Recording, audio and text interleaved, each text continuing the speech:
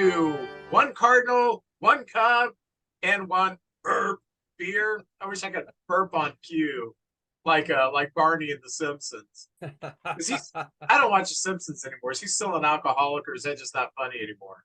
I don't know. I like Bernie. He's got the flies around him. I enjoyed him. He's yeah. I mean, he's maybe an alcoholic, but he's a lot more tolerable than Barney the dinosaur. So That's right. yeah. Amen. My oldest, when she was about 2.5, 3 years old, she accepted Barney as her Lord and Savior. She evangelized Barney, and she had shrines to Barney. Oh gosh, she became a Barney freak, geez. So, but anyway, ours was Blue's Clues. Blue's Clues in our house. Oh, see, I had that with my because there's a 10-year gap between my oldest Tabitha and then my next Rebecca and Evelyn. So okay, yeah, by the time they were born, it was Blue's Clues, and Violet's always been like the classic Scooby Doo, and and I tried to expose the kids to something really good.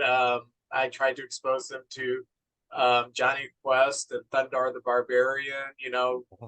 Great stuff. The good stuff. Yes. Yeah. Battle of the Super Friends, boy. Although I think Race Bannon might have been Johnny's real dad because they look just alike. Dr. Quest was redheaded, Johnny was blonde, and Race Bannon was blonde. And Dr. Quest was a terrible father. Race raised Johnny. I mean, he was basically a babysitter who knew Taekwondo and was buff. And could drive anything and use a whip. Yeah. So anyway, for more cartoon talk, we're going to start our new podcast. But anyway, for one card, one cub, and one beer, please like us on Facebook, follow us on Twitter, contact us through one card, one cub, one beer at gmail.com. Please subscribe to our page by clicking on the icon at the bottom right hand, or when you watch this video to the end, you will see an icon pop up at the back. Even if you're watching this on a TV, all you have to do is take your clicker, point it up to that, hit the button, and you will subscribe, and you won't miss a thing. And if you haven't subscribed, you've missed a lot, because we've done approximately 2,800 episodes over the last 9 months, and you've probably only seen 40 some odd. So you might want to do that. Please support us through Patreon, so that me and JJ can spend money, go to exotic locations, the Himalayas, the tropics, all those fun places. And you can do that by supporting us starting at just $3 per month. So go to Patreon, just search for one Cardinal, one Cub, and one beer, and you will find us and you can support us. JJ, how are you doing? I'm doing well. I was doing real good when the Cardinals won 6 in a row, and then we met the dreaded Cubs that put us back in our place and took 3 out of 4 from us. So just when I think I'm an okay person, I get slapped back down. So here we go again. But Vince, this part of the show. Oh, go ahead. I don't know if you ran into the Cubs that hurt you or you ran into Cody Bellinger. My gosh, I was going to leave that for you to talk about Bellinger, because I'm gonna the first part of the show, I'm going to give Vince his props. He's been right on so many things, and I'm going to point him out. He thought Cody Bellinger was a great pickup.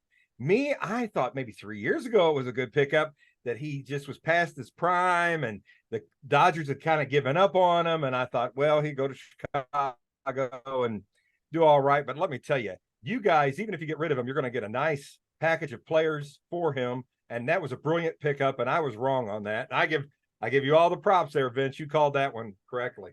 It was a gamble. It was a $17 million gamble, which was worth it in today's world. If it was just injury and he is back strong, then I thought we had something good. So the gamble paid off. The first part of the year, even though his numbers were good, he was performing above what his numbers should be, and I can't remember what that's called.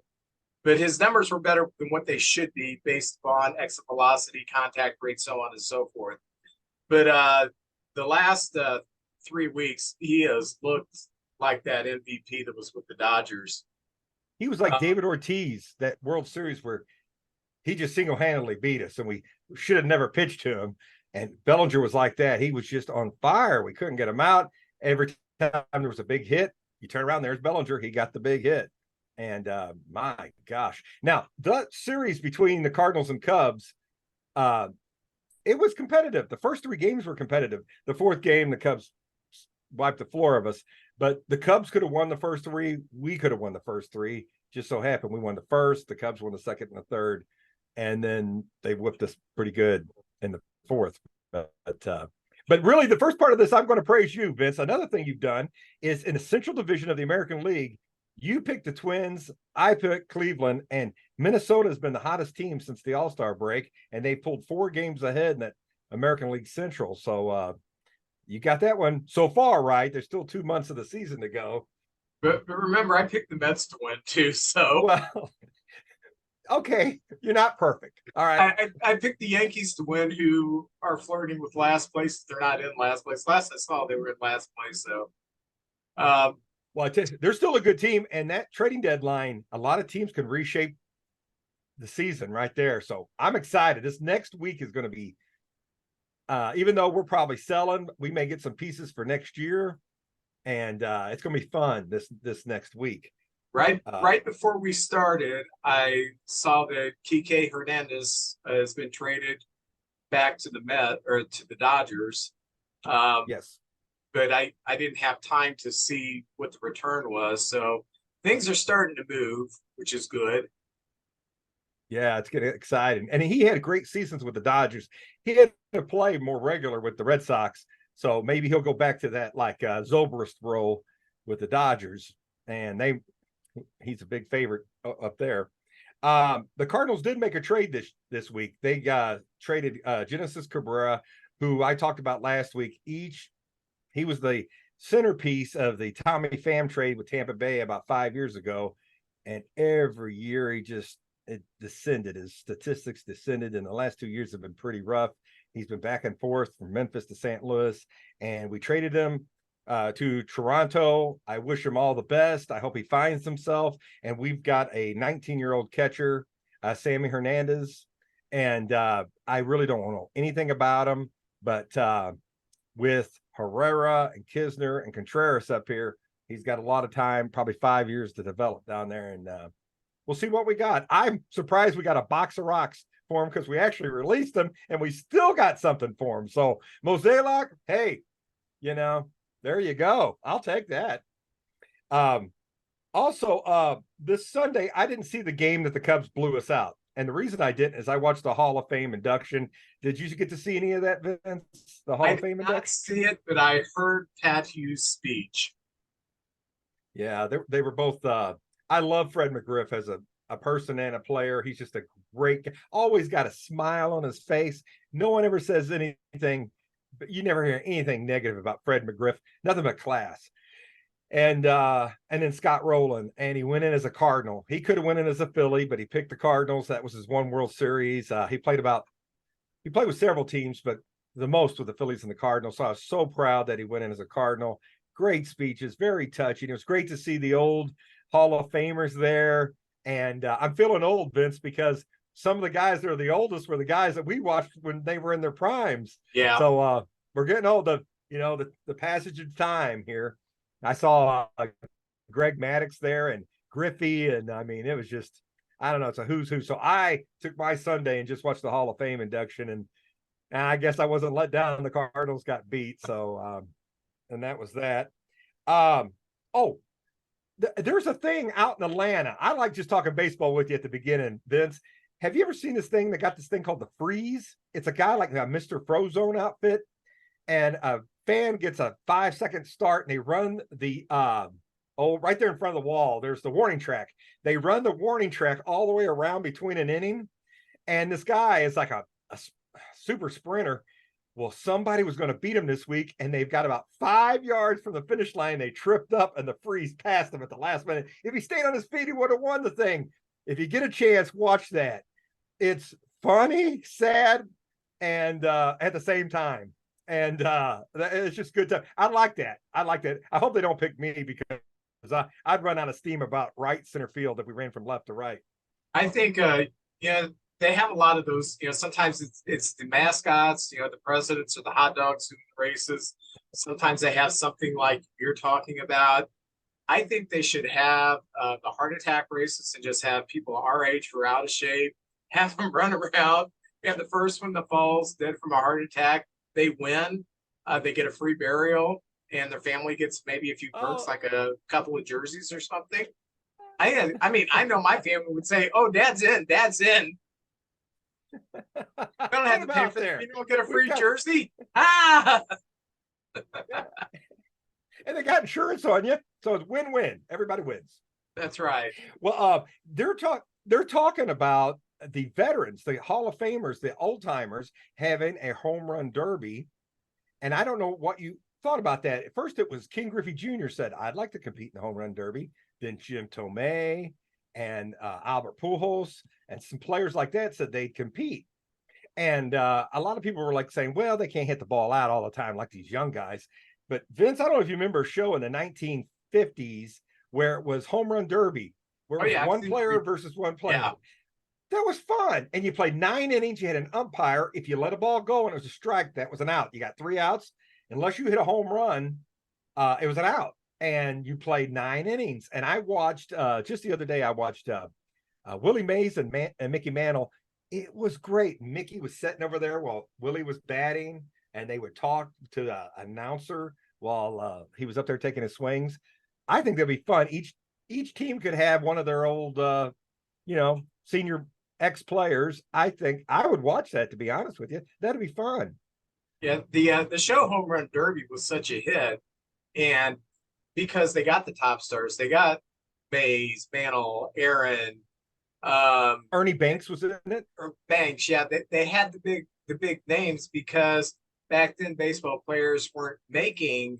I mean, they're making a living, but they weren't rich, and they would supplement their income by doing these home run derby shows, which was really cool. I remember when I was a kid, every now and then, after a game, they would have just a home run derby contest. Once I was watching a Cub game, and at the end of the game, they had like a 3-inning old timers game. They had Willie Mays playing, and it was like stuff like that happened. And when 79, when Schmidt and Kingman were in the home run race, after the game, they had a little home run derby as a little thing for the fans. And then there was a show, I don't know, I know it was on ESPN, and I think, gosh, mid 80s, because I know at one time Bench was playing, and they would have these old timers games, and they would play on a field where down the lines it was 275. And I remember Luke Appling was 75 years old, and he led off one of those games with a home run. And it was like, wow. So that kind of stuff I think is really cool. I would much rather, and I think baseball fans would much rather watch a home run derby with old timers, or an old timers game or something like that, than a celebrity softball game. I've never watched a celebrity softball game. I don't care about it. Now, I don't know if it gets any ratings at all, but I'm sure that baseball fans aren't watching it. And I'm sure, unless you're one of these fanboys or fangirls who's really into, I don't know, the flavor of the day when it comes to a pop culture person, and you just want to watch them swing a bat, I don't think anybody really watches it. I think it's an excellent idea. I do too. Now, back in the 50s, if you won it, you got $2,000. And if you lost it, you got $1,000. But if you hit 3 home runs in a row, I think you got an extra 500. And if you got a bunch in a row, you got a bunch more money. And the pitcher that pitched to the winner got like a $500 too. I think they could do it for charity, and they could talk about their charity. I know like Wainwright does a charity. Of course, he wouldn't be in that, but maybe he could pitch to Pool Holes or something like that. That'd be fun. Because right now he's throwing bat in practice anyway. That's terrible. I'm sorry, Wayno. We love you. But yeah, I'm up for that. I would really like that as well. Going over the Cardinals week, we beat we taped on Tuesday, so Wednesday's game was against the Marlins, and the Marlins have had a good year, and we swept the Marlins, winning 5 in a row. We won it 6-4, and things were starting to look good. Maybe we could make a little run. We get the Cubs. We go out to Chicago. We win the first game, 6 in a row. Hey, everything's going good.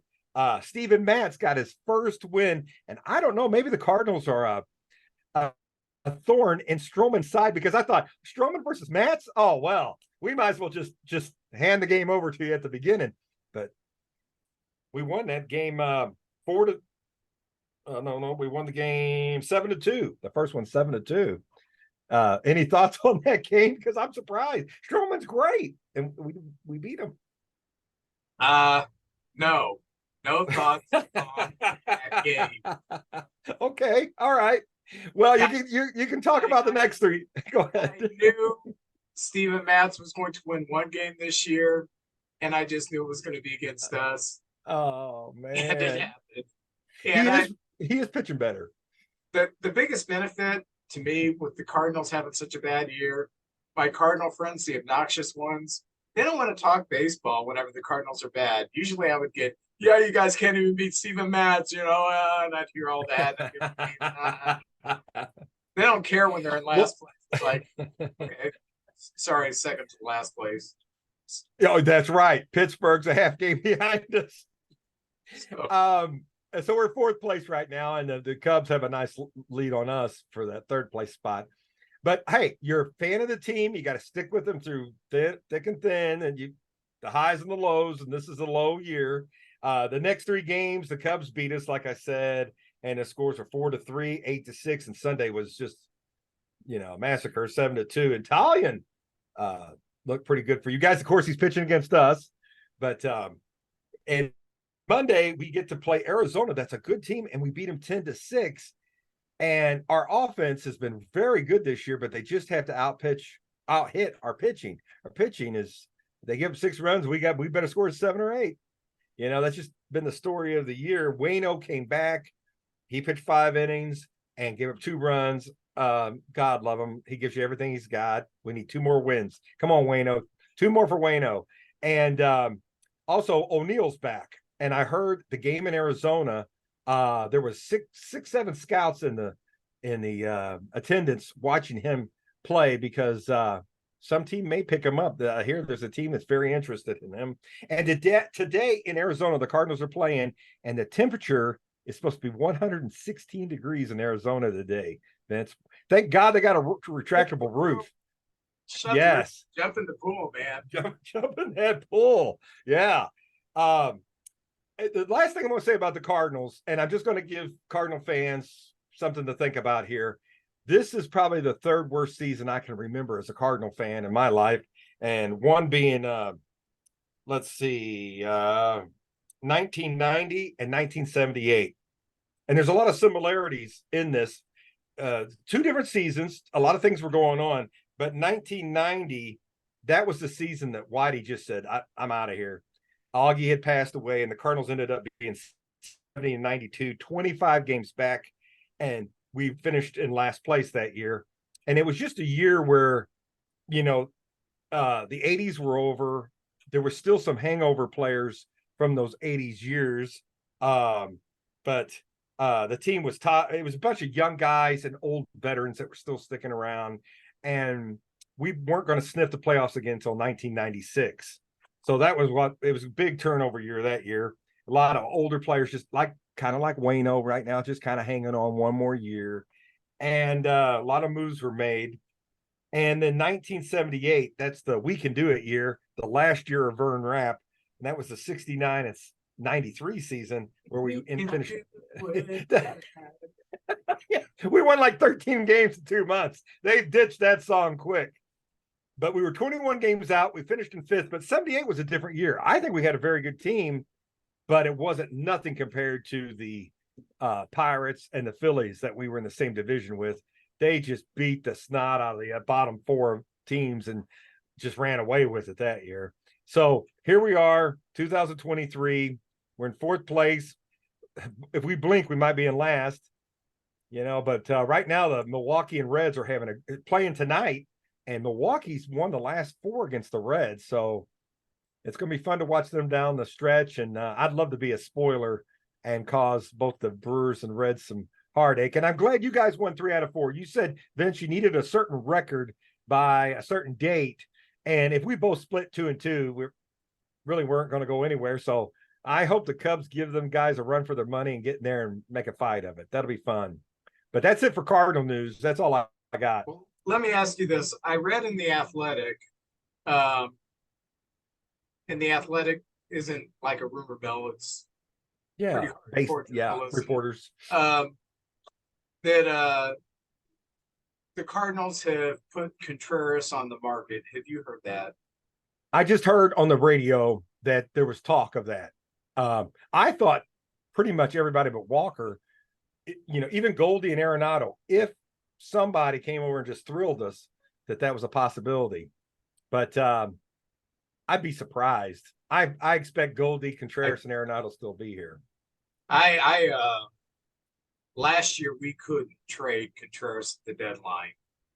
Houston had some interest until they dug a little deeper, and then they said, we'll do with our catchers, we'll be fine. And they were fine. Of course, they won the World Series. I don't see any team saying, you know what, you're having a worse year this year. Nobody wanted you last year, and now you're making a lot more money. Yeah, we'll trade for you.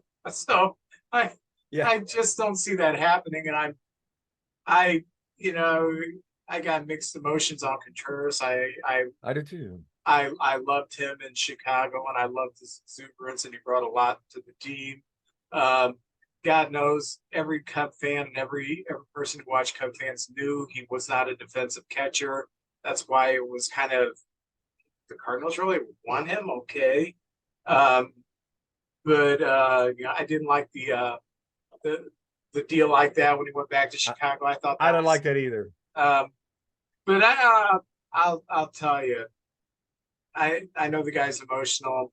The last thing he needs is a trade rumor.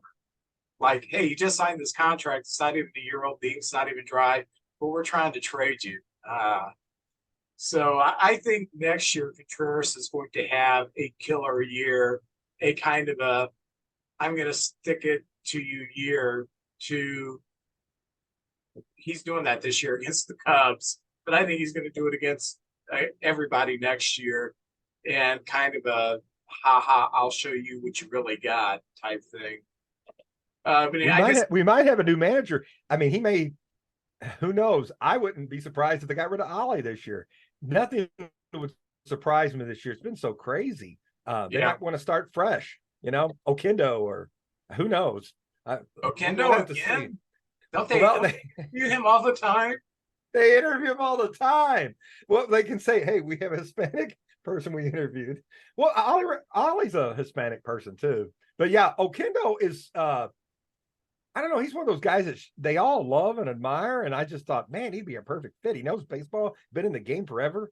But we'll see. I have no clue what's going to happen. I think the Cardinals, though, the differences in all those other years is we have a bunch of good young players. And I don't know who they're going to rate higher, but so far they've made some, nothing against Contreras, but we could have got Sean Murphy if we would have thrown Lars. They said Nootbaar and Gorman in the deal for Murphy. And I don't know. I think Gorman's going to be something special. He might be like a Kyle Schwarber type player that maybe hits 220, but knocks you 40 home runs or something. So I don't want to give up on him. But Vince, I don't know. You're asking the wrong guy. I'm just hoping they make the right decisions, and I'm just down here. Whatever they do, I'm behind. Well, in Cub news, since our last broadcast, we've went 5-1. We've won the last 2 games against the Nationals. And then we lost that Friday game against the Cardinals, and we won the latter 3. And like I said earlier, it's Cody Bellinger's carrying us right now. And, we're kind of at this crossroads. Do we keep him or do we trade him? And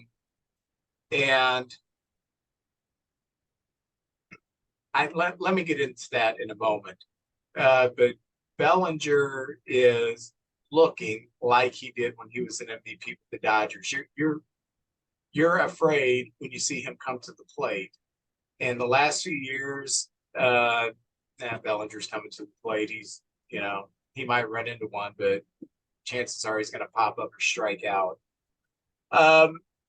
One of the things that's become apparent since the All-Star break is that Adbert Alzolay is now our closer. I think he's got 9 or 10 saves now. And he really is good in that 9th inning. He closed out 1 or 2 of the games against the Cardinals. Throws mid-90s.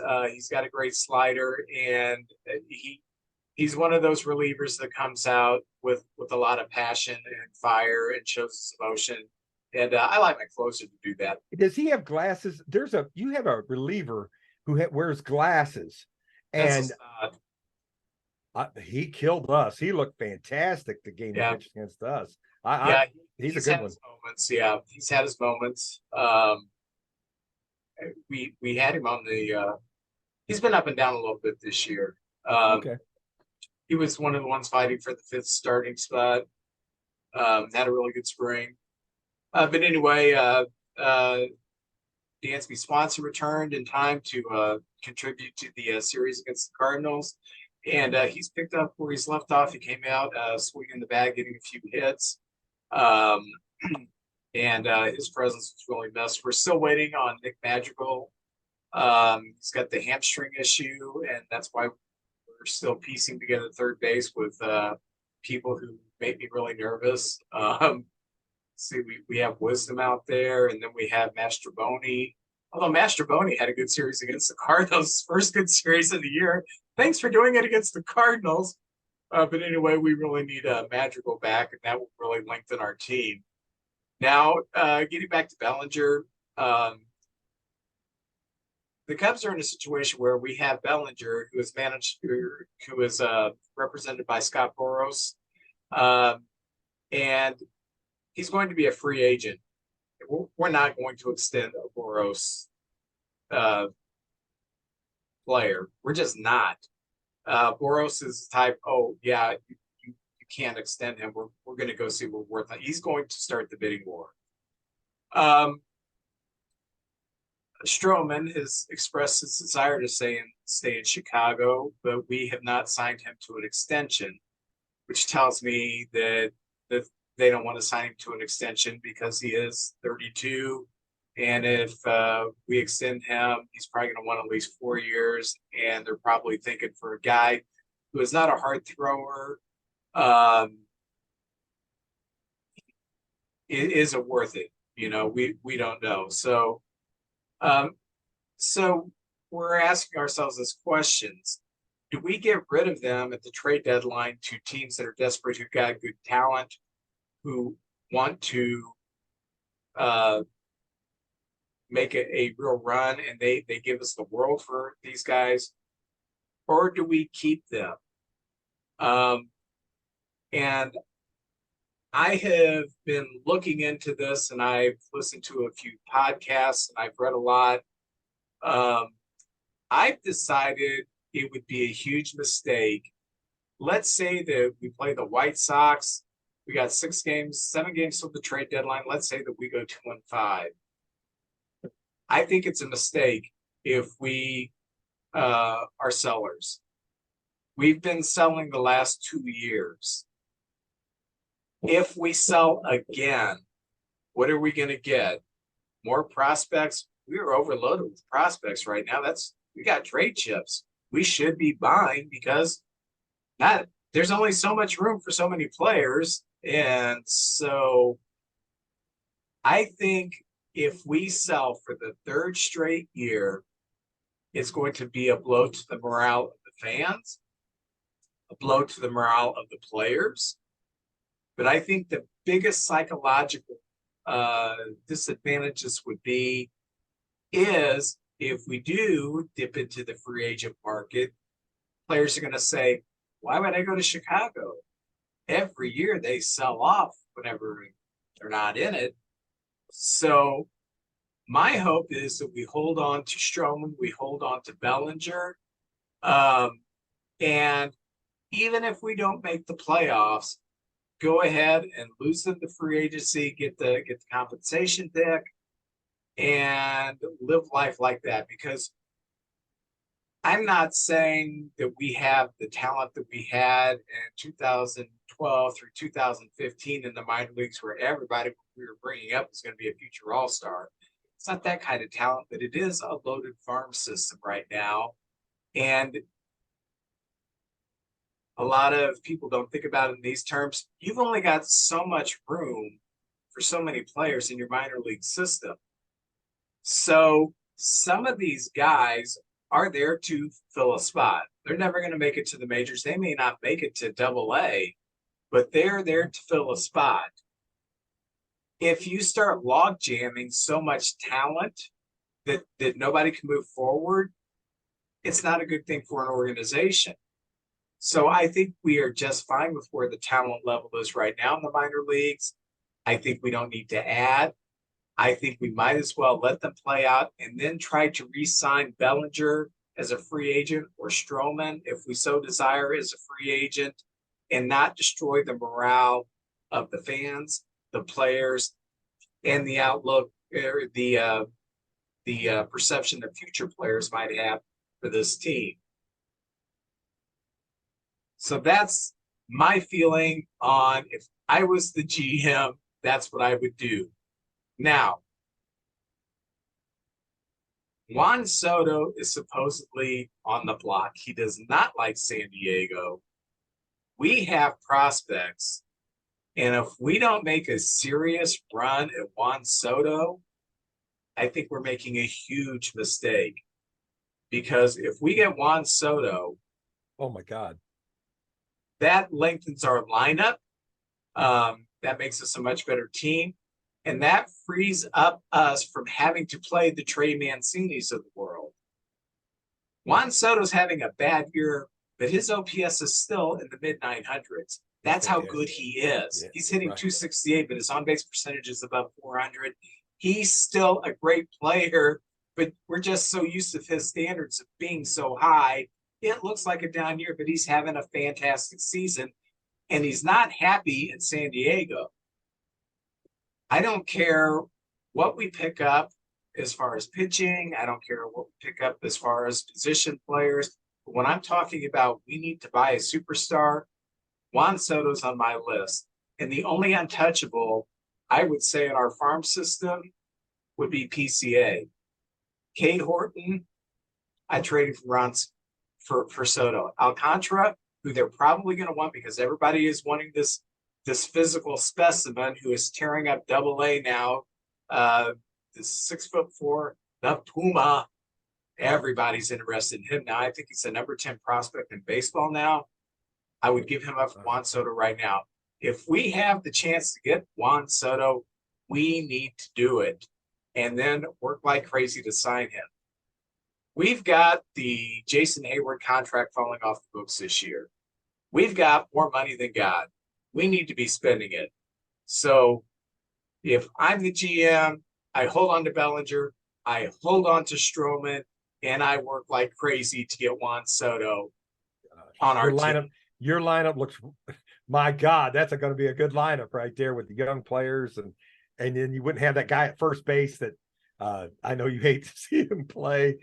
Trey Mancini. Yeah. Do you think that the owners, because the Cubs have loyal fans who are there through thick and thin.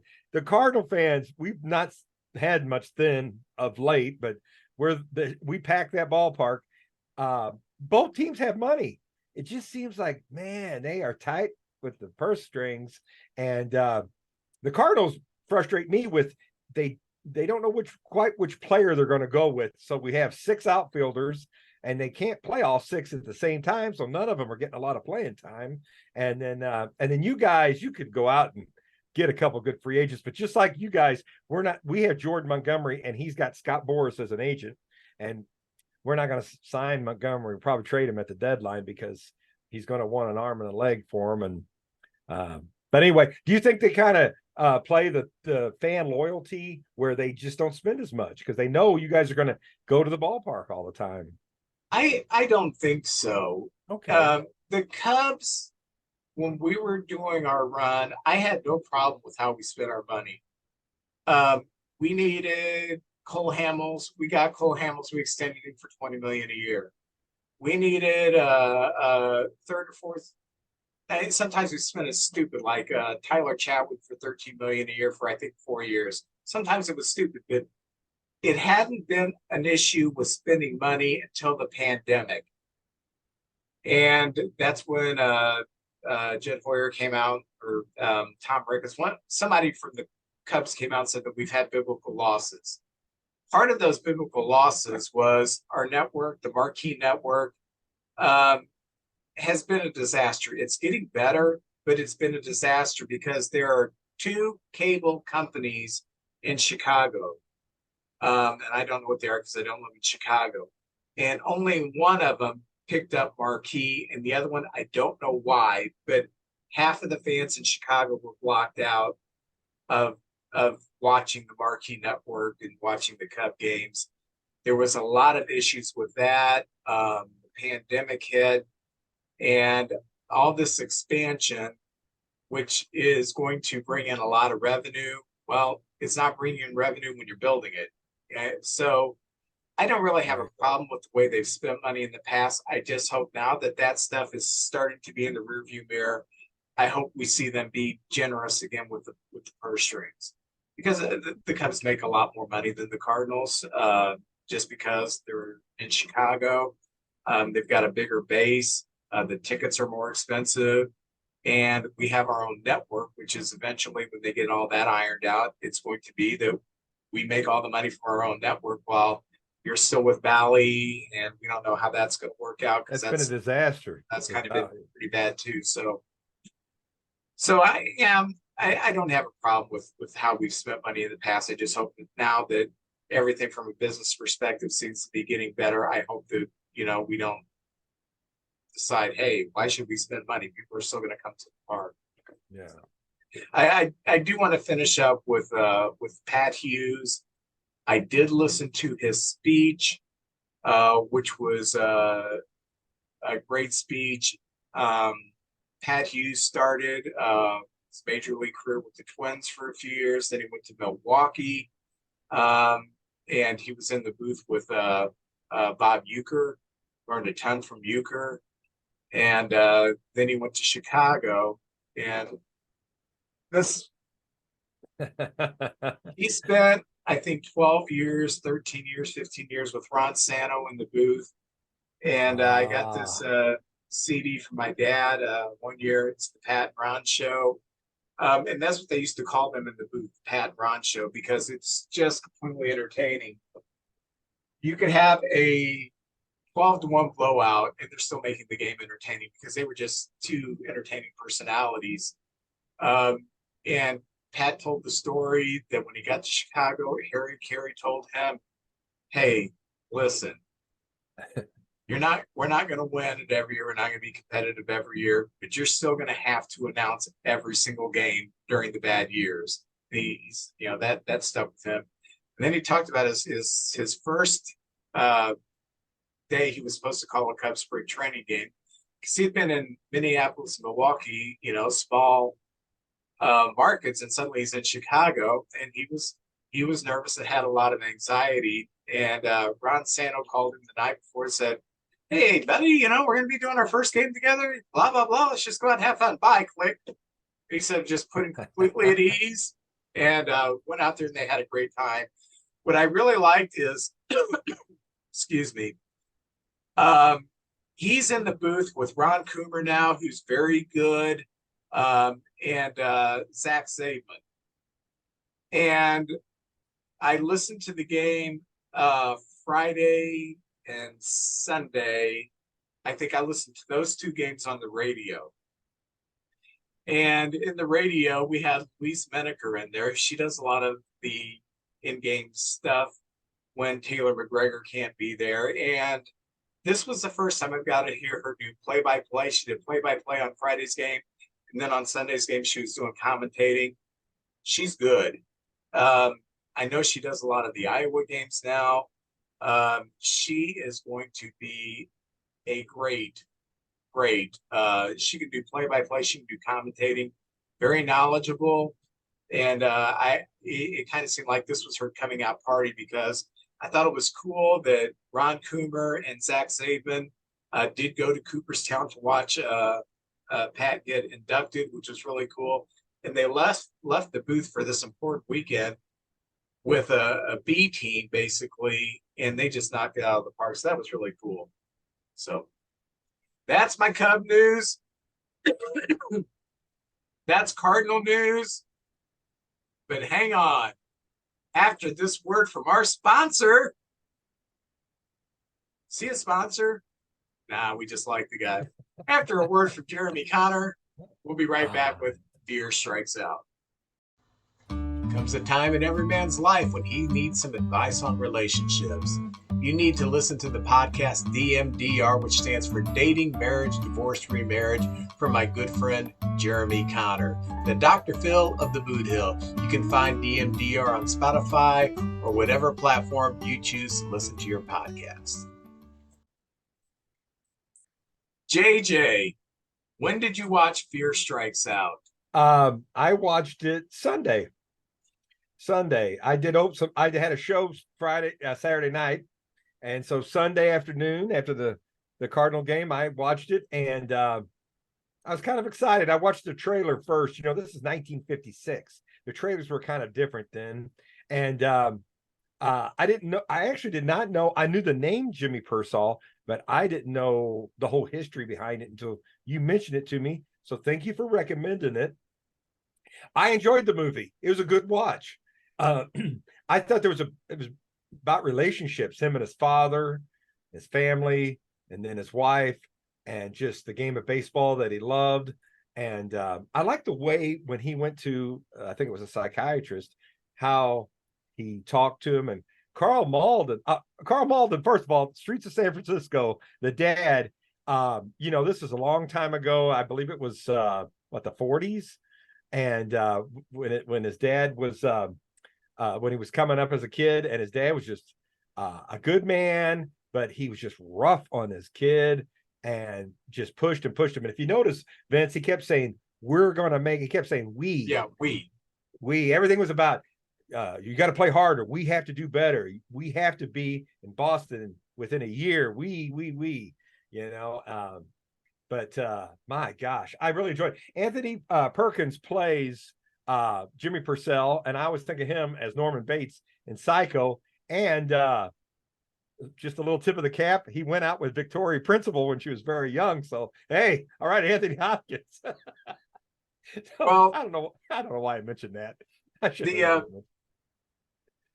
Jimmy Pearsall started his major league career at a cup of coffee in 1950, and then he actually started as a full-time player for the Red Sox in 52. And the movie starts with him as a boy going through high school and how he became a baseball phenom, and he made a very talented Red Sox team. He wrote the book in 1955, Fear Strikes Out. So this happened early in his career, and he played 17, 18 years. He played a long time in the major leagues. So this book came out when he was in his probably mid-20s, and it's autobiographical of what he went through as far as having some mental issues and how that affected his life as not just a ball player, but as a human being and as a son. Like I said, Anthony Perkins is great. This is his first dramatic role, and he went on a couple years later to do Psycho, and just a fantastic performance. He can't throw a ball. I mean, that's I hate watching baseball movies where it's obvious they can't play baseball. In fact, early in the movie, he's playing catch with his dad, Carl Malden. Carl Malden, who's got to be pushing 50 at this time, just has a great strong arm. And there's Anthony Perkins throwing the ball, Carl Malden. But I see. I think of Carl Malden. I do think of the Streets of San Francisco, but he's also one of my favorite movies, Streetcar Named Desire. That. Oh, I didn't know he was in that. He was in Patton too. I think it was Omar Bradley, perhaps in that movie. So yeah, Carl Malden, the great Carl Malden, and Yeah, he did a great job as an overbearing parent. You yeah. know, I thought the acting was fantastic, and I thought that Carl Malden did a great job of playing a very concerned, overbearing father without realizing that he was an overbearing father, without realizing he was pushing his dream on his son. And acting that's got to be a tough tightrope to walk, because he wasn't just I'm a jerk, and you could tell he really loved his son and he thought he was doing what was best for his son, and he didn't realize he was pushing his dream on his son, but that's exactly what he was doing. And so Jimmy Pearsall, he gets married while he's in the minor leagues in Scranton. So he and his wife, his dad's always pushing him for their dream for him to make the Red Sox. And he and his wife, that rookie season, he goes into Boston, and the team doesn't like him because he's the way his father talked to him about baseball. He started talking to his teammates that way. You got to start doing better. You need to get your head in the game, stuff like that. He was just parroting what his father said to him. And here you got this rookie who's in his early 20s telling these veteran players, you need to do this, you need to do that. And it didn't fly well with them. So he actually got suspended his rookie year by Joe Cronin, the manager, basically being a jerk. Of course, he didn't understand that, there was a mental issue going on. And then I think it was his second or third year when he had the mental breakdown during a game. Was it second year? And his dad's I believe it was the second year. Yes. Yeah, his dad's in the stands, his wife's in the stands, and he's at the plate. Excuse me, he's at the plate, and you can tell that he's having trouble focusing. He gets two strikes on him, and then he hits. I'm not sure what this was in real life, but in the movie they made it an inside the park home run. I don't know if that's because sometimes they embellish it, but he hits an inside the park home run. And when he crosses home plate, he's yelling to the fans and at his dad, "Is that good enough for you? Is that good enough for you?" And the players are trying to get him off the field. And then he starts climbing the backstop, and the fans are like, "What's wrong with you?" So they finally subdue him, and they put him in a psychiatric hospital. And that's where he starts dealing with the issues in his life. And the movie didn't talk about this, but he went on lithium, which really helped him with being even keeled. And also, what the movie doesn't bring up at all, and maybe they just did not, for dramatic effect, they wanted to focus on the relationship with his dad. He was actually suffering from bipolar disease. And that's one of the problems that I saw with the movie is they showed him too much in the depressive state and not very much in the manic state. He always seemed depressed in the movies, but having known people who are bipolar, you have the highs, you have the lows, and they just kind of focused on the lows and made it a movie about him and his relationship with his dad, and how his dad pushed him to the mental issues. And Pearsall, in fact, eventually disowned the movie because he thought it was a disservice to his father, and he wasn't denying that his father, pushed him. But what he was saying was, I have bipolar disorder not because of my father. My father's treatment of me exacerbated the symptoms of it, but that's not my dad's fault that I have bipolar disease, and that's why he distanced himself from the movie. And if you take away the bipolar issues, I don't know if the dad is at least as portrayed in the movie, I don't know if he was that big of a jerk. I mean, he did push him, but what parent doesn't push their kids to some degree? Your And back thoughts, then, Mr. well, System. two thumbs up, way up. I enjoyed this. Yeah, well, life was, it was just tougher back then. I mean, opportunities aren't like they are today. There was so much hard work and hard times, and and parents wanted the best for their kids. And back there in the 50s, it's just not mental illness just wasn't as discussed as openly as it is today, and we have different ways we treat it. They did refer to some sort of electric shock. There was a door where I think he was in, and it said something about something about it. Yeah, made me think there was electric shock going he on went there. through electric shock therapy, which we now know is not a good thing to go through. I But know yes, some yeah, people who went through electric shock yeah. years ago, and they never were quite the same afterwards. But what I like was when the psychiatrist was talking to him and said, "How do you feel about this?" He wouldn't talk for the longest time. He didn't think he was getting anywhere. And there's a moment where he talks about his father. Yeah, He they would. start watching the game. That's right. That's exactly right. If we're not going to talk during the session, let's watch a ball game. And that's when he started to open up about, he on the game that they were watching on the TV, a guy hit a double, and he was like, "Oh, he should have been on third. Should have went to third." He said, "Why do you think he should have went to third?" Well, if I would have went, I know I would have went to third. Why would you would have? Because my dad would have killed me if I didn't go to third. And Yeah. that's when he starts realizing, maybe my dad did push me a bit. So That moment that Carl Malden broke into his room too. He was supposed to leave. He wasn't supposed to see him, and he went to his room, and there was that big dramatic moment where he wants to get better. And I tell you what, Jimmy Pearsall, Hopkins never met Pearsall before. I saw a Bob Costas interview with Anthony Hopkins, who was promoting another movie, but this was on that show later, and they talked about the Jimmy Pearsall movie, and he said he never met him, and that he only had 3 months to train to bat. I think he's a left-hander, he had to bat right, or he's a right-hander, he had to bat left, but he only had 3 months to get ready for that. And if that's the case, he did a very good job, but you could tell he wasn't an athlete. But yeah. To me, the moment I really just the good feel I got was the strength he had, because he thought everybody looked down on him, like, "Oh, the fans know that I had problems, my teammates," but he had the strength to go back and play, because in the end he did want to be a baseball player, even though his father pushed him.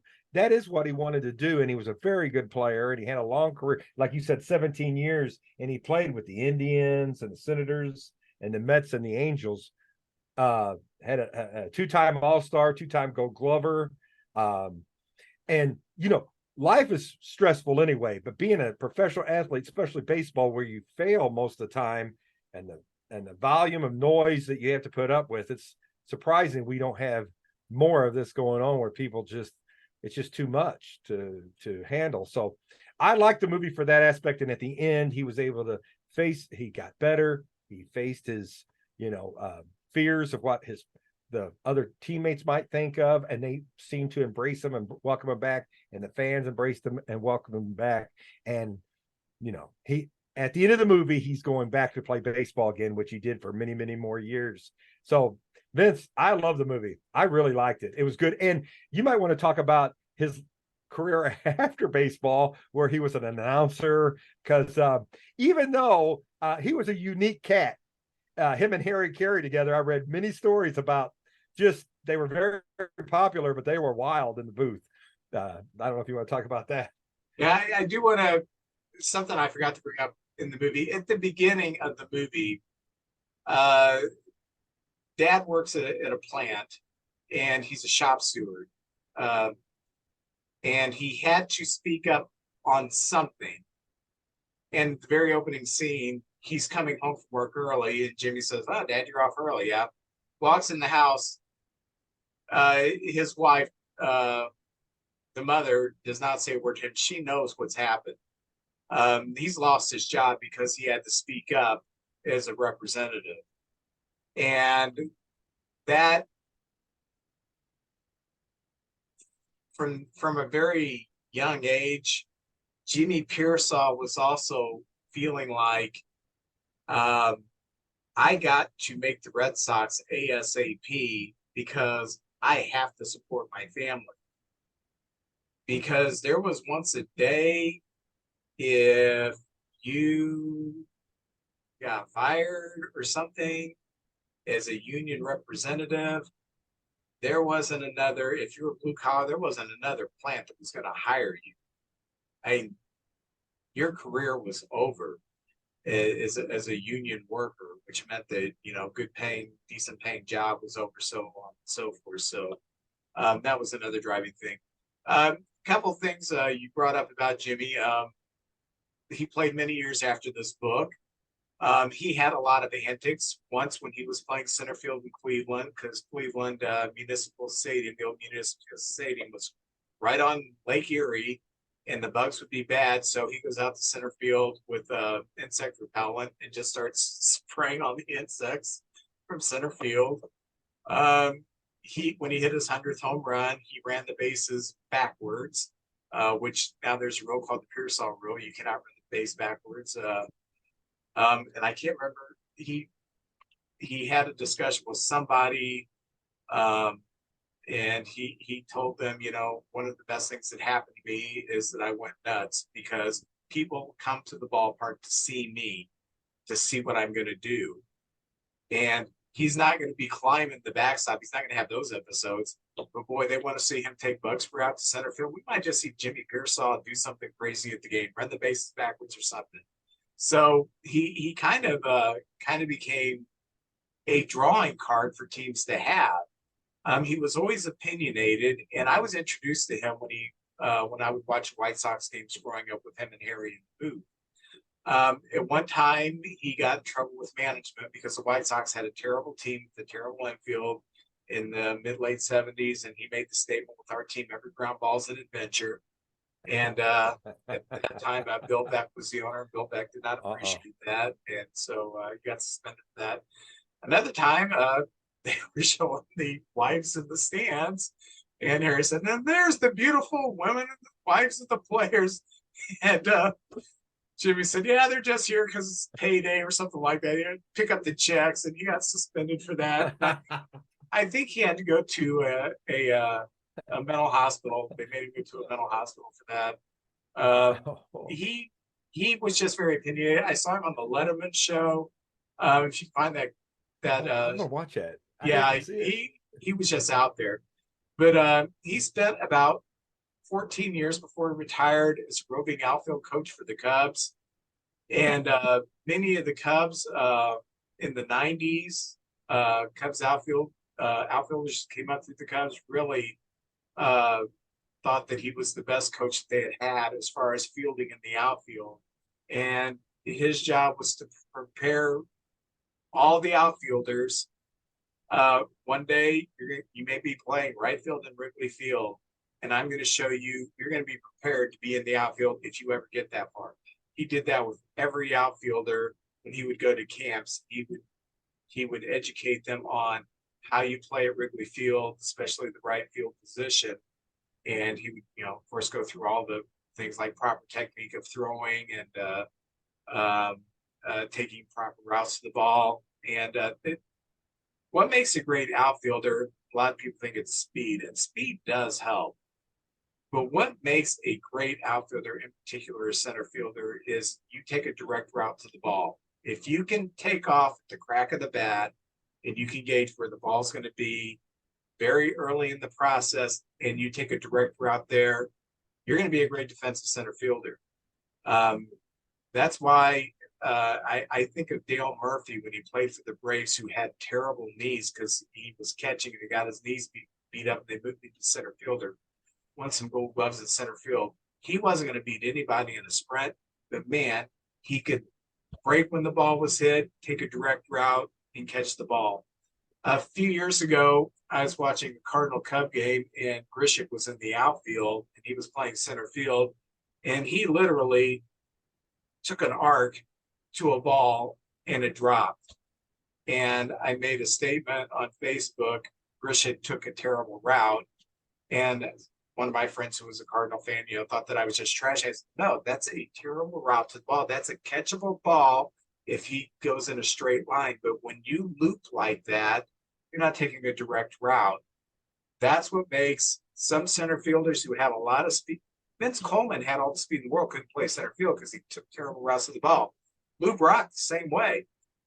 You're right. You a great route to the ball, you can be an excellent center fielder. Jimmy Pearsall would teach that. You know, I heard he had a fight at one time with Billy Martin. Oh, yeah. And of course, Pearsall would fight anytime and Billy Martin would fight anytime. So you knew that was going to happen. But when Billy Martin was the coach of the Rangers, Pearsall was one of his coaches. So he knew his stuff, because Billy Martin ain't just going to have somebody be a coach on his team, because he's kind of a dictator, you know. But I love Billy Martin. But yeah, he was a coach for Martin, so that's pretty cool. Probably Billy respected anybody who would fight. Right, man. Billy wanted to win more than anything. If you get a chance, Jim Edmonds does some of the games, and I know a lot of fans don't like it. He talks and talks, but I tell you what, when he talks about playing the outfield, Jim Edmonds was a great outfielder, and he talked about knowing what the pitchers like to throw, when they throw it, knowing what's coming, because then he knew where to play. And he said he would play in. He played very much in because it was easier to go back than it was to come in for him. And he's a great. So if you want to learn to play outfield, Jim Edmonds is very good on the radio or on the TV talking about playing center, the outfield in general. You talk about taking a direct route to the ball. I mean, that's one of the reasons he could play in. Edmonds had some speed, but he wasn't a speed demon. But man, those balls hit over his head. He'd have a beeline. And if he had to dive, he would dive and he'd catch it, but there was no wasted steps in his route to the baseball. It was fantastic. Did you ever see that catch he made? I think it's in Kansas City, where he's running directly with his back to the infield, and the ball's curving on him, and he's running, and he saw it coming over the bill of his cap, and he caught it, and like dove going into the warning track. That's maybe that and the Willie Mays catch. Two of the greatest catches I ever seen in my life. Yeah, he could play center in its route. Well, thank you for recommending that movie, Vince. I enjoyed that. movie. 2 thumbs up from me. It was, and I got the idea to watch the movie again. I hadn't seen it for 25, 30 years, but I got the idea to watch it again. We were talking a few weeks ago about players needing a mental break. And when you think about a movie that came out in 1956, that's been close to 70 years ago, that was that progressive. And Jimmy Pearsall was that progressive to say, hey, this is a real issue that can be dealt with. It was groundbreaking. What are you opening? I'm opening. I still have some of my Allen Ginter cards, the old timey cards. You only get 6 in a pack. And if I get another soccer player, I get 5 in a pack. I'm going to do Dondras, featuring the Willie Stargell puzzle that has 3 puzzle pieces and 15 picture cards. Hey, all right. Well, the first one, may I, and this won't take long because there's only, it looks like there's 5. I got a wild card in there again. One of the all-time greats, to me, the greatest third baseman defensively that ever lived, Brooks Robinson. Right there, wearing the Orioles hat. I love that. Good old Brooks from Arkansas, by the way, Brooks Robinson. When you were talking about the 78 Cardinals, and I remember it was a terrible season, and then I started thinking, who was on that team? Catcher Simmons, first base Hernandez, third base Reese, shortstop Templeton, left field Brock. I don't know if they had Hendrick yet, or if he came. Did he come in 78? Yeah, Hendrick played center field in 78. That team was good. I know we didn't win though, and it reminds me a lot of this year. Our pitchers though were young. Forsh and Denny were the 1-2 combination. Bob Forsh, 2 no-hitters. John Denny, World Series champion with the Phillies. They were young though. We had Vukovic, and in the bullpen we had Mark Littell, who was solid, but we just didn't win. I think that is that the year that Denny missed significant time with an injury. Started off like 7-0, and then he got injured. And a lot of injuries that year. And one of your all-time favorites, not BB Richards, but Roger Freed was on the 78 team. That's right. That's right. Roger Freed. Yes. Oh, here we go. This guy, we always mention somebody on the show and then they come up in the baseball cards. But look at that Griffey card, Griffey Jr. card. Fantastic. Golly. Now the stats, I have to get my magnifying glass out because man, they write them in old English or something like that, but it's a pretty cool card. Let's see, who is this here? Oh, Jeff Jenkins, the old Brewer outfielder. Yeah. There you go. Very nice. Yeah, he was a good player. All right, now we have a banner season, and this is 1995. Vince, this could be a little hard on you, so brace yourself. Yeah, Cy Young Award winner, 1995, Greg Maddux, but he's not in a Cub outfit. He's in a Brave outfit. Look at that. I'm sorry. That was total surprise. And let's see. Vince, I don't know. This is the miniature card is Padre CJ Abrams, who I'm not quite sure much He's about with him. the Nationals now. Oh, is he? Okay. So there's the miniature card. And if the sides of them are different colors, that means something. I don't know. I'll have to look that up. And the 6th card is a softball player, Kate Brownell. And that's great. That's great that she's got a card, but she's not a soccer player. We're moving up in the world. That's right. So that's my pack right there, Vince. Okay. This is cool because I'm opening up the card and the package, and let me just read the package to you. All right. Look for the 1991 limited edition series, a limited quality of special signature series, Donruss Elite series, Living Legends. The signature series features authentic autograph cards of All-Star Ryne Sandberg. Hey, that'd be cool if you got one of them. Yeah. All right. Oh, Keith Miller of the dreaded Mets. Okay. All right. Yeah. Yay. I got a softball player. Flash Gordon, D. Gordon's father. Yes. Art Thrower pitched for the Cubs for a while. That's right. Very good player. A nice player. Second week in a row, I've got him. The current manager of the Nationals, former Cub, Dave Martinez. Dave Martinez. Good man. I remember the name. This is a rated rookie for the Mets. Julio Valero. Don't know. Yeah. Hey, this guy was good. A utility player, kind of the precursor to the Ben Zobrist, Tony Phillips. Oh, yeah. Very good player. Oh, and I always thought this guy should have been a dentist, Oral Hershiser. Bulldog. Still has a record for longest consecutive scoreless inning streak. Yeah. Oh, and this guy would have been great if he wouldn't have put on weight. Carlos Baerga. Was that the problem? He put on some weight? Yeah. He went from Cleveland to the Mets, put on weight. Yeah. I can't say anything about that. And Astros pitcher Mark Portugal. He's the cousin of Tim France and Jerry Spain. Oh, that's right. Diamond Kings, Greg Olson. Former closer. Yeah. Yeah, I think he had one gigantic year, like 50 saves or something like that. Big save he did. This one of the more humble people in baseball, Glenn Braggs. I've used that joke before. The guy who had the biggest glove I've ever seen on the net, an outfielder, the hit dog, Lance Johnson, who also played for the Cubs for a while. Started with the Cardinals.